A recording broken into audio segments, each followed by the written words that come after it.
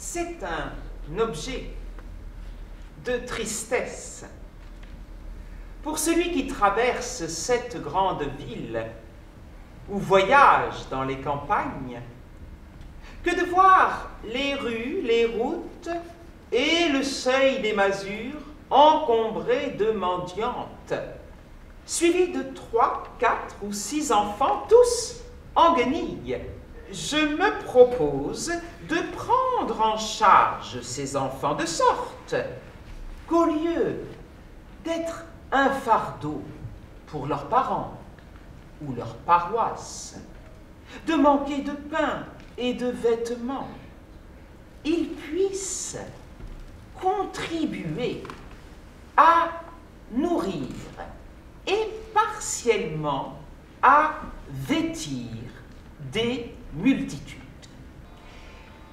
Il reste donc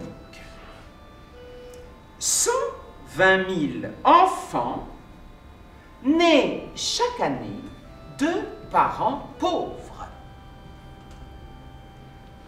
Comment élever et assurer l'avenir de ces multitudes? Telle est donc la question, puisque, comme je l'ai déjà dit, toutes les méthodes proposées à ce jour se sont révélées totalement impossibles à appliquer, puisqu'on ne peut trouver d'emploi pour ces gens. Un Américain très avisé que j'ai connu à Londres m'a assuré qu'un jeune enfant en bonne santé et bien nourri constitue, à l'âge de 1 an, un mets délicieux, nutritif et sain, qu'il soit cuit en daube, au pot, à la broche ou au four.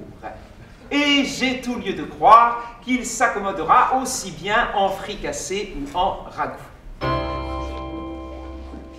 Écoute, j'ai une nouvelle cocotte, j'en suis fou. Dis donc, c'est qui cette cocotte? C'est pas ce que tu croises? C'est ma cocotte de poulet mitonnée avec sa sauce forestière. Eh bien, je préfère ça, mon coco. Quant à notre ville de Dublin, on pourrait y aménager des abattoirs dans les quartiers les plus appropriés. Et qu'on en soit assuré, les bouchers ne manqueront pas. Bien que je recommande d'acheter les nourrissons vivants et de les préparer au sang comme les cochons à rôtir. La richesse publique s'en trouvera grossie de 50 000 livres sterling par année, sans compter les bénéfices d'un nouvel aliment introduit à la table de tous les riches gentilshommes du royaume qui jouissent d'un goût un tant soit peu raffiné.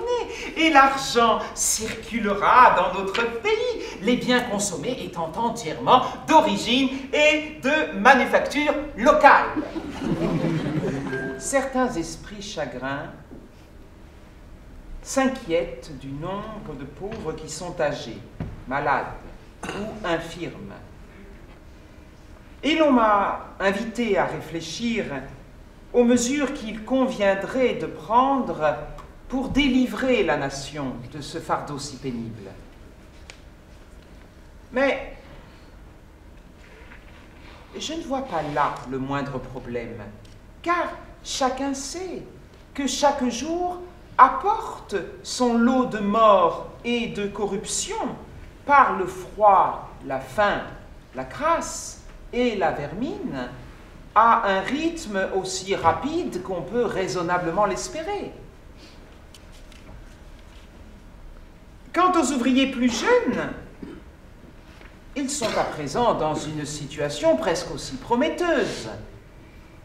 Ils ne parviennent pas à trouver d'emploi et dépérissent par manque de nourriture. De sorte que si par accident ils sont embauchés comme journaliers, ils n'ont plus la force de travailler.